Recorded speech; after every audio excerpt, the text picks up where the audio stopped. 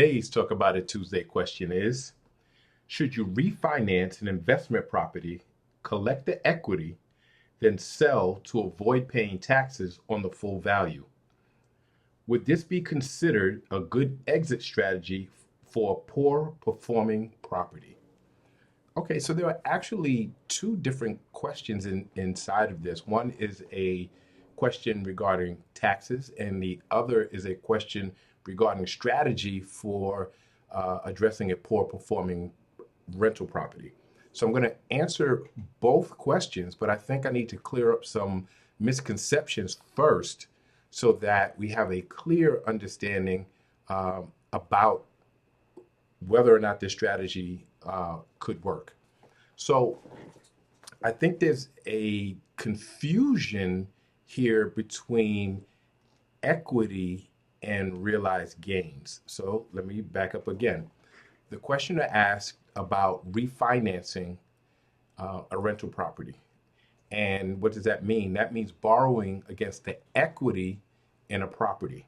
So how do we calculate equity? The property value minus the current debt on a property. So that spread in between. So I'll give you an example. If the property is worth $350,000 and you owe $100,000, there's $250,000 worth of equity in the property.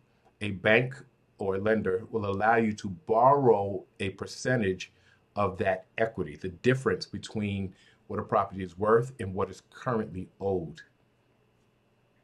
So that's different, right? And let me just say this, the questioner is correct in that if you refinance, you borrow against the equity, you do not have to pay taxes at that time on the borrowed money because it creates for you a debt. It is not income, so it cannot be taxed as income tax. You have an expectation of having to pay that back. So it is a loan. You do not have to pay taxes on a loan, again, because there's an expectation of you paying it back. It creates a tax liability for the collector because they get interest and they pay taxes on the interest, but you don't pay taxes on borrowed money. However, that is not how you calculate capital gains. So there are what you call capital gains taxes that have to be paid if you sell a property for a profit. Borrowing money does not reduce the amount of gains. It does not reduce the amount of profit. So how are realized gains calculated? So it's realized gains minus adjusted tax basis. Now, I am not an accountant. I will not go into the details of how that is adjusted, but generally depreciation and other things can reduce the amount of realized gain when you sell. So let me try to give you an example. You buy the property for $100,000. You sell it for $350,000.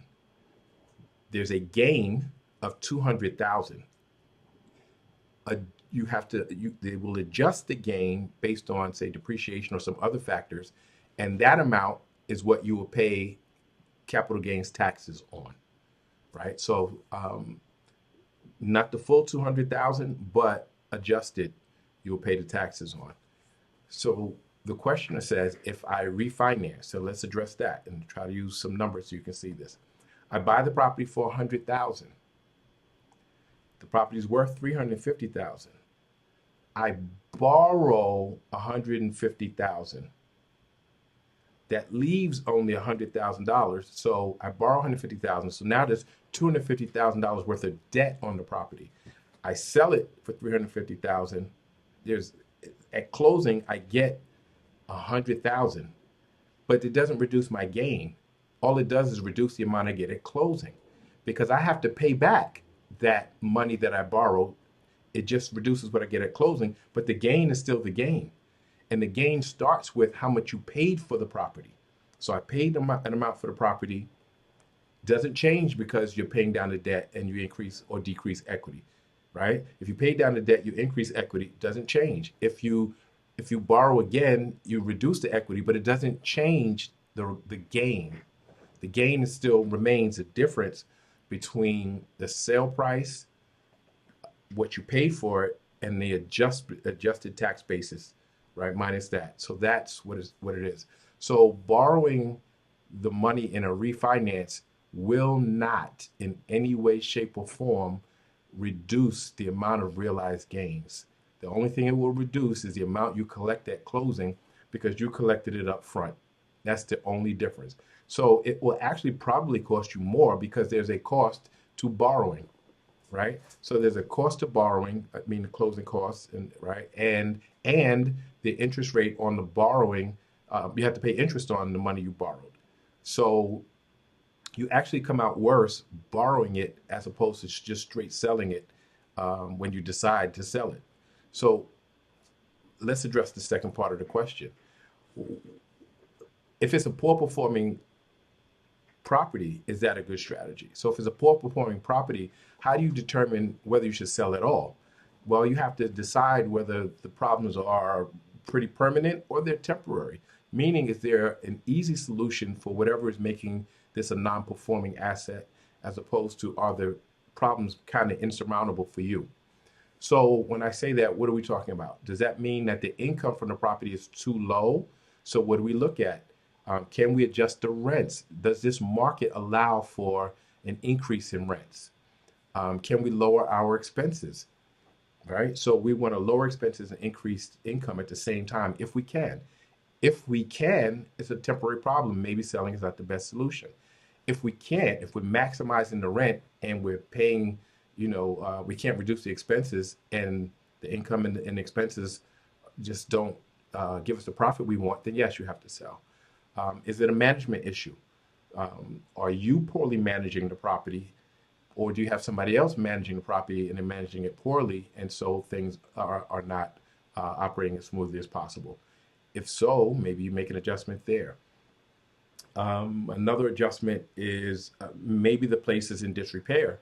That could be an issue. So maybe borrowing then, right, refinancing to put money into repairs, which would then make it more valuable, which can increase rents. Maybe that's a solution. But if the place is in pristine condition, and again, if the market conditions say you can't get more, or the location says you just can't get more, and you can't increase the value, then again, you would sell. So if you decide to sell now, how do you defer taxes? Because you're not going to avoid paying taxes. You can do what you call a 1031 tax deferred exchange, meaning if you buy a property of similar size and value with the proceeds from the sale, then you don't pay taxes at that time. It's deferred, meaning when you sell the second property, if you don't continue to do a 1031, when you sell that property, then you'll have to pay taxes. So again, if we go back to the beginning, the difference between equity and realized gains, and you should talk to your accountant about how much your capital gains taxes will be specifically, because it varies, not on a federal level, but on a state and local level, it will vary. And then equity, again, is different from realized gains. So don't confuse the two. Borrowing money from the equity will not reduce what you have to pay if you sell it. And again, might even increase your costs. So it doesn't make sense to do both. And then you have to look at certain factors to decide whether this is a non-performing asset that's recoverable, or it just makes sense to cut your losses and walk away. So hopefully that clarifies it. I know there's a lot of numbers, a lot of concepts, but go back and listen to it a few times if you have to. But those are very important things to know. I'd like to hear your thoughts on it. Please like, share, subscribe, keep the questions coming, and I'll see you next Tuesday.